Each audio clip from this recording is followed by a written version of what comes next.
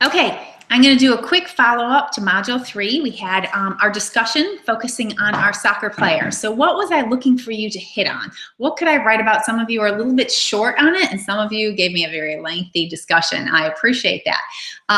But one is, first off, you got to analyze the person who's coming to you. So if they are a midfield soccer player, if you know soccer, then you would know that this is kind of both an endurance, an aerobic and anaerobic type of position. They have to sustain long periods of time with a game, and they typically run the whole field. I think on average, some of our midfielders run up to 7 miles in a game. So this is a long distance to run. And also they have to be quick. So they need carbohydrates. This is important because of the different energy systems that we went over in Module 1. Fatigue, and she's starting to experience some fatigue. So we have to recognize, and perhaps you could have pulled this, one student did pull out the idea of peripheral fatigue and central fatigue. So if you think about, again, if you were initial stages of fatigue, you'd have a little bit of cramping going on, legs working muscles, and then central fatigue, we see the body start shutting down. We have some nausea going on, we got some lightheadedness going on, and kind of that hit the wall. And you could see this, physically see this, if you ever attended a marathon, a long distance.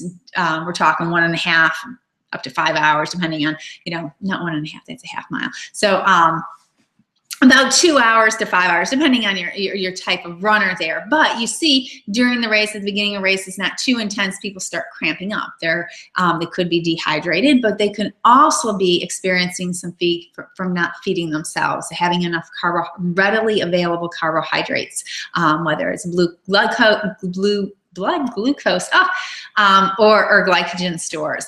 So that's important, that we need to get this athlete enough carbohydrates. And several of you pulled out, the research is recommending 5 to 10 grams per kilogram per day for that type of athletes, especially very active athletes.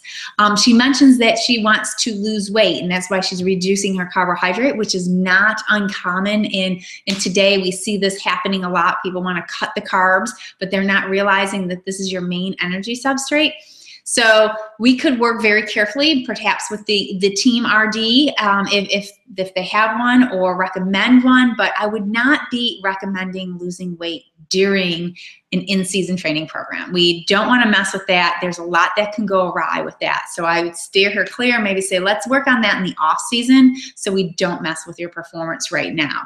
And then she also mentioned that she did not like the taste, or she feels nauseated with some of the sports drinks.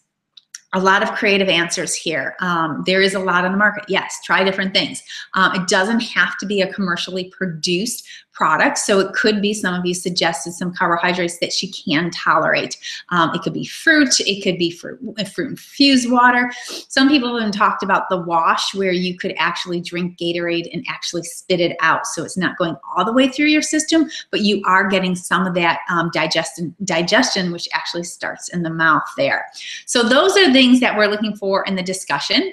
I am almost all the way through your assignments, so I apologize to the couple of folks who I have not graded. I'm hoping by this evening I will have that wrapped up, but I'm slowly going through those malnutrition information, PowerPoint, information sheets, all kinds of good stuff you guys are doing. It's one thing for us to obtain this knowledge, but how do we communicate it to others is really important. So I'm loving the creativity. I am giving feedback on everybody. So when I get all of your grades, you will have feedback with that. And this week, coming up, you are actually going to track your physical or your nutrition. So you're going to use a nutrition tracker. We could use the myplate.gov, or you could use the MyFitnessPal. That's an easy one. You could screenshot those for me so I can see that. For your discussion, we're going to be talking about fats and why are they so important. So again, what am I looking for? What kind of athlete is this? What kind of nutrition do they need? Is there something special that we're going to have to consider? We're going from an endurance athlete who might have a very low body composition to someone who's going to be swimming open waters. So I'm not going to tell you, you're going to tell me. So keep those things in mind. You might want to put in your research of what are the opposing views on fats if it ties into it. So I'm looking forward to reading those. If you guys have any trouble or issues, make sure you reach out to me. If I do not reply to an email in 24 hours, just send me a quick text. Hey, Dr. Melton sent you an email. Oh man, I try to check them, and sometimes I check them and we think, oh yeah, I need to respond. Then out of sight, out of mind. So I don't intentionally do it. I try to stay on top of things, but every once in a while something gets away from me. Crazy weeks, your weeks are crazy, my weeks are crazy. So we'll just be patient with each other and we'll get through it. I'll follow up next week.